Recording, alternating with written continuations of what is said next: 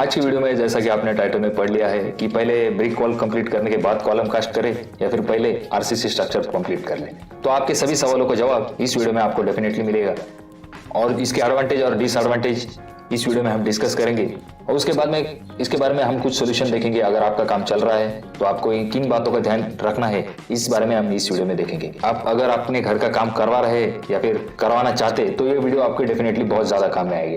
तो इसीलिए वीडियो को पूरा जरूर देखें और वीडियो पसंद आने पर इसे लाइक कीजिए और चैनल पर अगर नया हो तो चैनल को जरूर सब्सक्राइब कीजिए। तो हम शुरू करते हैं हमारे मेन पॉइंट की तरफ। अक्सर ही दोस्तों आपने देखा होगा कि जब भी आप किसी बड़े बिल्डिंग का काम देखते हैं तो आपने देखा होगा कि वो लोग पहले कॉलम कास्ट कर लेते हैं, उसके बाद में स्लैब कास्ट करते हैं।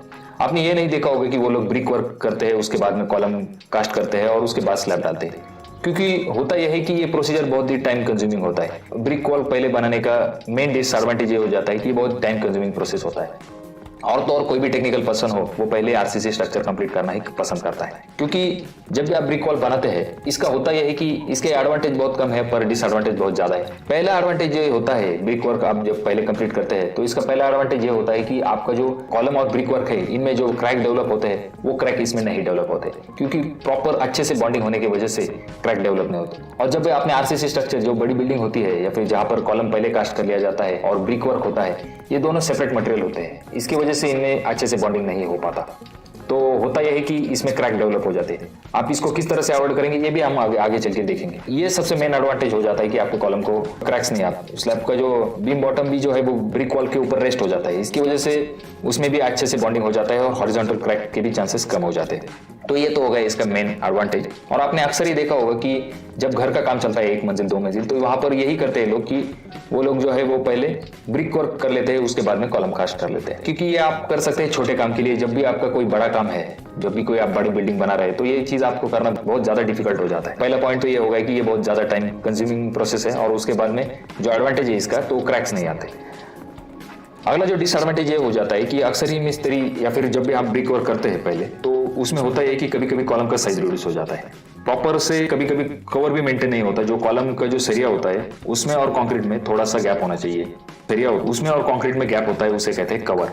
तो ये कवर भी कभी कभी मेंटेन नहीं हो पाता, कॉलम का साइज भी कभी कभी रिड्यूस हो जाता है, कभी कभी ज्यादा भी हो जाता है। ज्यादा होने की वजह से ज्यादा कंक्रीट लगता है, पर अगर कम हो गया रिड्यूस हो गया तो ये डेफिनेटली अच्छी बात नहीं होती स्ट्रक्चर के लिए।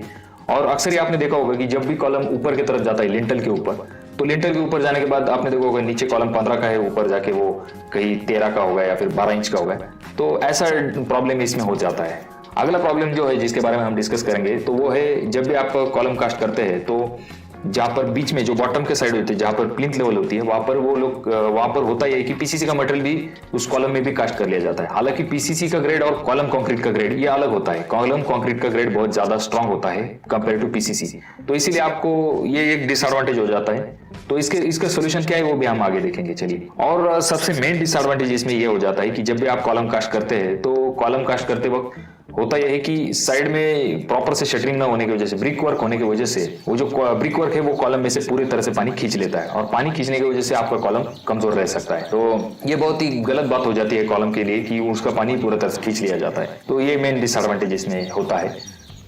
तो आगे का जो डिसएडवांटेज है वो उनमें से एक है कि जब आप 9 इंची वॉल बना रहे हैं तो कॉन्ट्रैक्टर के लिए आसान हो जाता है शटरिंग वर्क करना। जब वॉल 6 इंची आती है और खास करके 4 इंची जब वॉल आती है तो शटरिंग करना बहुत ज्यादा डिफिकल्ट हो जाता है कॉन्ट्रैक्टर के लिए। खास करके जब 4 इंची वॉल आती है, जब वो शटरिंग वर्क करते समय हथौड़ा चलाते हैं तो ऐसे वक्त में होता है कि वो ब्रिक वर्क 4 इंची ब्रिक वर्क है वो हिलता रहता है और अक्सर ही उसे टूट जाता है या फिर उसे क्रैक आ जाते हैं। तो ये एक्सट्रीमली डिफिकल्ट हो जाता है उनके लिए जब कॉलम कास्ट करते हैं तब भी, और जब वो स्लैब का बॉटम डालते हैं, वो बीम का बॉटम डालते हैं, ऐसे सिचुएशन में भी उनके लिए बहुत ज्यादा डिफिकल्ट हो जाता है।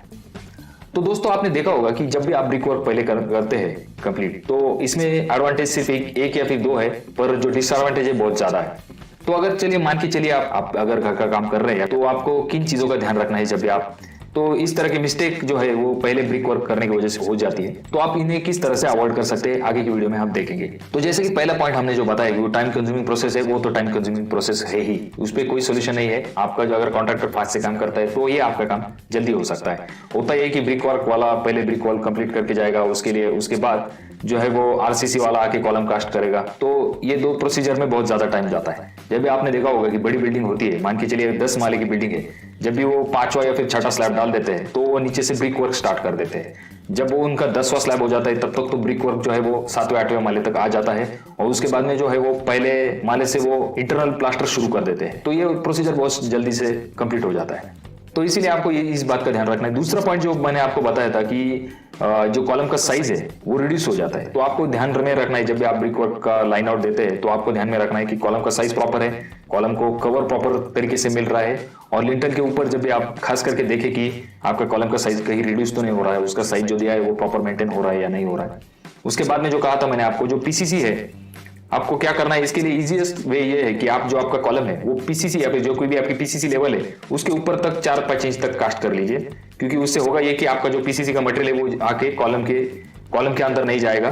तो ये आपका मेन एडवांटेज हो जाएगा। अगर आपने चलिए मान के चलिए वो भी आपसे नहीं हो पाता, तो आपको क्या करना है, जब आप पीसीसी कर रहे हैं तो आपको कॉलम के हिसाब से कंक्रीट बनाकर पहले कॉलम को कंक्रीट कर लेना है, उसके बाद में आप पीसीसी कर सकते हैं, या फिर उतना जगह आपको हॉलो रखना है जिससे कि उसमें कॉलम का मटेरियल आ सके। तो ये तो हो गया इसका ये चीज। आगे चल के जो पॉइंट था, जो सबसे मेन पॉइंट है, जो आपका कॉलम है उसका पानी जो ब्रिक वर्क खींच लेता है, इसके लिए आप क्या करें, उसे ब्रिक वर्क को जो अच्छी तरह से तराई कर लीजिए। अच्छी तरह से पानी मिलने की वजह से वो जो ब्रिक वर्क है वो कंप्लीटली उसका पानी नहीं खींच पाएगा, और कॉलम का पानी उसे ही प्रॉपर तरीके से मिल पाएगा। होगा यही, जब भी आपका कॉलम कच्चा है, जब आप फ्रेशली कास्ट किया है, तो चांसेस ज्यादा होते हैं कि वो ब्रिक वर्क जो है वो कॉलम का पानी खींच ले सकता है। पर जब भी आपका कॉलम सूख जाता है पूरी तरह से, जब आप पानी मारेंगे तो ब्रिक वर्क का जो पानी है वो अपनी तरफ खींच लेगा। तो ये क्यूरिंग पर्पज से ठीक ठाक काम हो जाता है इसके लिए। और जो 4 इंची 6 इंची है वो डेफिनेटली कॉन्ट्रैक्टर के ऊपर ही डिपेंड करता है कि वो किस तरह से काम करेगा। ये चीजें आपको ध्यान में रखनी है जब भी आप घर का काम कर रहे हैं। तो आरसीसी स्ट्रक्चर जो है वो कंप्लीटली जब आप कंप्लीट करेंगे, वो टेक्निकल प्रोसीजर इसीलिए है क्योंकि उसमें जो है एडवांटेज अच्छा है, क्योंकि उसमें जो है आपका कॉलम का साइज शेप अच्छा से रहता है, टाइम आपको कम लगता है। हालांकि इसमें जो डिसएडवांटेज है, सिर्फ यही डिसएडवांटेज मेन है कि इसमें क्रैक जो डेवलप होते हैं, उसके लिए आप चिकन मैश का इस्तेमाल कर सकते हैं जिससे कि आपके वॉल को क्रैक्स ना आए। इस चीज को फॉलो कर सकते हैं। तो आपको इन बातों का ध्यान रखना है। अगर आप पहले ब्रिक वर्क भी कंप्लीट करते हैं तो इसके लिए आपको घर का काम अच्छे से कंप्लीट होगा और स्ट्रॉन्ग तरीके से कंप्लीट होगा। इससे डेफिनेटली आपको मदद मिली होगी। तो दोस्तों यही था आज का वीडियो। मैं आशा करता हूँ कि आपके जो कोई भी डाउट्स हो इसके रिलेटेड वो पूरी तरह से इस वीडियो में कंप्लीटली क्लियर हो चुके होंगे। अगर आपके कोई डाउट्स हो तो आप डेफिनेटली कमेंट कीजिए, आपके कोई, या फिर आप चाहते हैं किसी पर्टिकुलर टॉपिक के रिलेटेड वीडियो बना, तो आप डेफिनेटली कमेंट कीजिए। और ये वीडियो अगर आपको पसंद आई तो इसे डेफिनेटली लाइक कीजिए, और चैनल पे आए हो तो चैनल को जरूर सब्सक्राइब कीजिए। मैं आशा करता हूँ वीडियो आपको पसंद आ गई होगी। धन्यवाद।